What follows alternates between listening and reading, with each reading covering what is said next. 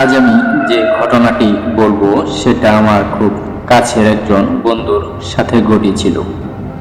ওর নাম রফিকুল ইসলাম। ওর গ্রামের বাড়ি সাইকুলা, থানা চাটমোহর। ঘটনাটি 2015 সালের ফেব্রুয়ারি মাসে ঘটে। এই সময়টাতে অনেক বেশি কুয়াশা পড়ে।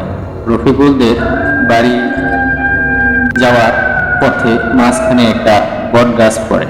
কয়েক বছর আগে ওখানে 100 বছরের পুরনো একটা বটগাছ ছিল। গাছটা এলাকার লোকজন কেটে ওখানে আরেকটি বটগাছ লাগিয়ে দিয়েছে। ওটা এখন অনেক বড় হয়ে গেছে। যে দিনের ঘটনা, সেই দিন রফিকুল বন্ধুদের সাথে আড্ডা দিতে বাজারে যাচ্ছিল। আড্ডা দিতে দিতে রাত হয়ে যায়।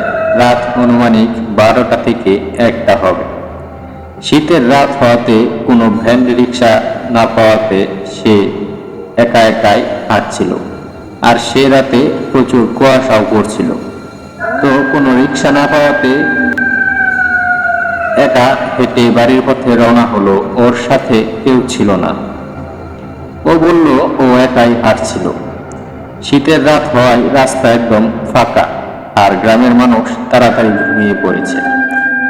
রফিকুল হাঁটতে হাঁটতে যখন বট গাছটার ঠিক নিচে চলে আসলো, তখন ওর মনে হলো কেউ ওর মুখে একটি লাইটের আলো ধরে রেখেছে, আর সেই আলোটা আসছে বট গাছটার উপর থেকে।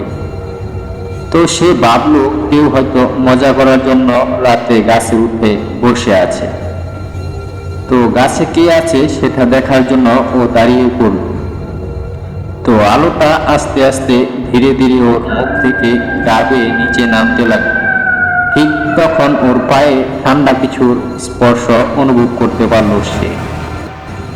ওর পায়ের দিকে তাকাতেই যা দেখতে পেল তার জন্য ও মোটেও প্রস্তুত ছিল না। রফিকুল দেখতে পেল একটা মেয়ের লাশ, যার পরনে ছিল সাদা কাপড়, মুখটা খোলা অবস্থাতেই ছিল। সে মুখের দিকে তাকাতেই ওর শরীর ভারী হয়ে গেল, কারণ মেয়েটির মুখ ছিল একদম সাদা আর ভয়ঙ্কর রকমের। মেয়েটা ওর পা শক্ত করে জড়িয়ে ধরে রেখেছে। ও অনেক চেষ্টা করেও পা ছাড়াতে পারছে না। ওর কাছে মনে হচ্ছে শরীরটা কয়েক গুণ ভারী হয়ে গেছে, কিছুতেই পা ছাড়াতে পারছে না। ও অনেক সাহসী ছিল। পা ছাড়াতে ব্যর্থ হয়ে অনেকক্ষণ ওই অবস্থাতেই সে ভয়ে ভয়ে দাঁড়িয়ে থাকে। কোনো কিছুই যেন তার মাথায় আসছে না। হঠাৎ সে আয়াতুল কুরসির কথা মনে পড়ল। সে ওটা পড়তে থাকলো। অনেকক্ষণ পড়তে পড়তে রফিকুলের মনে হলো ওর পাটা একটু ঢিলা ঢিলা লাগছে। কোনো মতে পাটা ছাড়িয়ে এক দৌড়ে বাড়িতে চলে আসলো সে। কিন্তু বাড়িতে গালি বা অযথা কথা শোনার ভয়ে আজও এই গল্পটি কারো সাথে শেয়ার করেনি।